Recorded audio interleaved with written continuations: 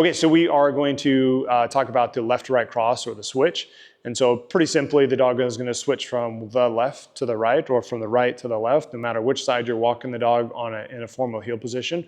We're switching the dog from one side to the next. There are a couple fancy ways of doing this. I can make the dog go a wrap around me and then end up on the right-hand side.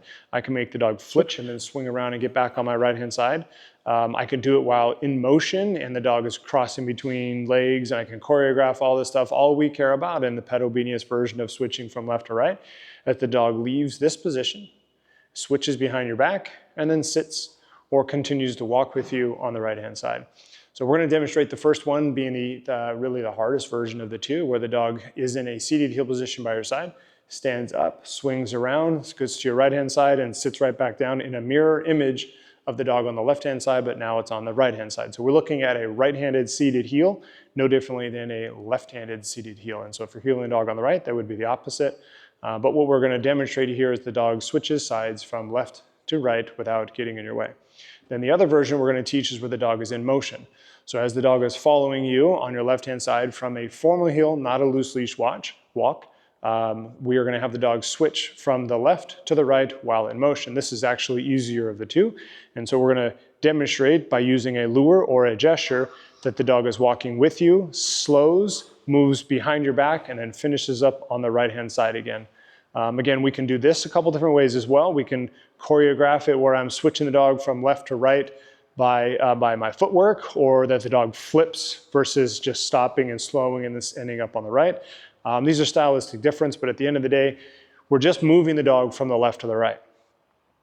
So the reason behind the left to right cross is just to get the dog out of the way. So if I'm heeling the dog and I'm passing maybe another aggressive dog, or I'm passing an obstacle or a hazard, or maybe my dog by myself is a hazard to other dogs or distractions. And so as I'm getting closer to this distraction or the hazard, then instead of crossing the other side of the street or crossing to the other side of the sidewalk or pulling the dog off to the side of the trail, I can tell my dog to just casually switch sides. Now I'm between the dog and the hazard or the other problem that might be coming. Same thing with the static seated heel. If maybe I'm in a store, I put my dog in a seated heel position, here comes that dumb barking dog, and I want my dog to be out of the other dog's way. I tell the dog to switch, the dog switched from my left to my right, and now I'm again between the problem and my dog, keeping my dog in a safer position. So we're really only putting this to applications for the purpose of having the dog stay out of harm's way. So it's a safety tool. Okay, Widow.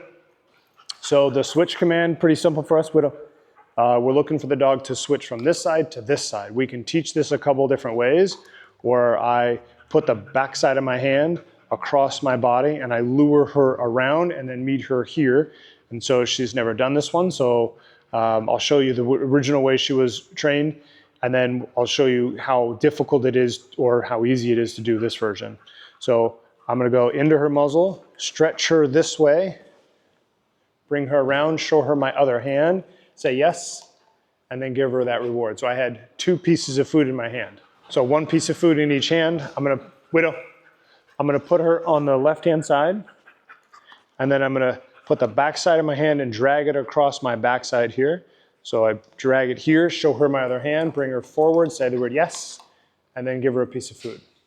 All right? Widow.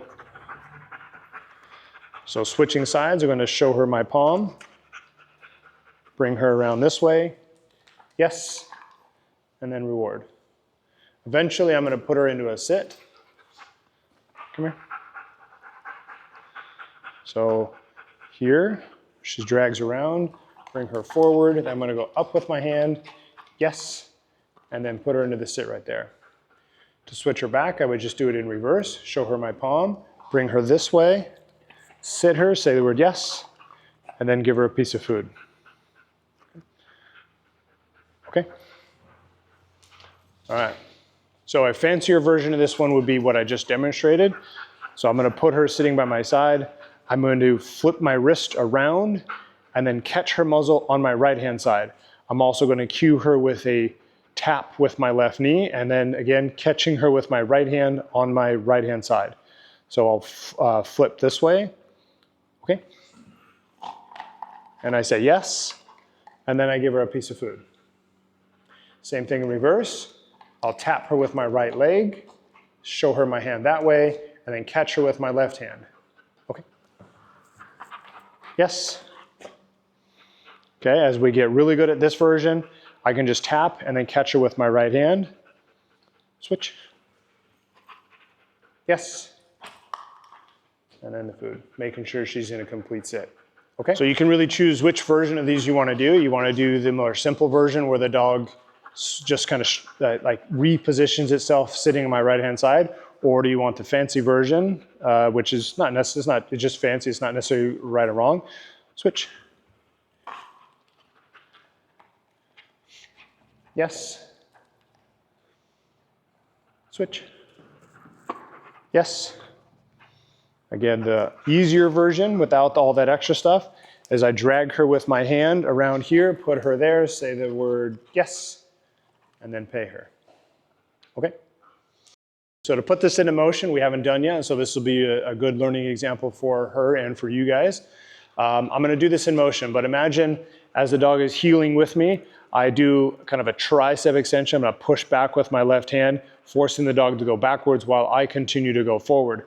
As I do this motion with my hand, I'm gonna show her my right hand and lure her into that basic heel on my right hand side. Widow.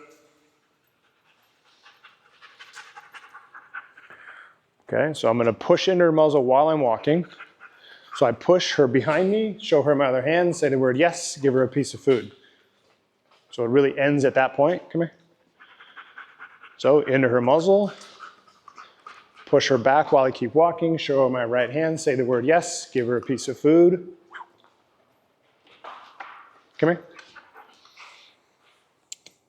Widow.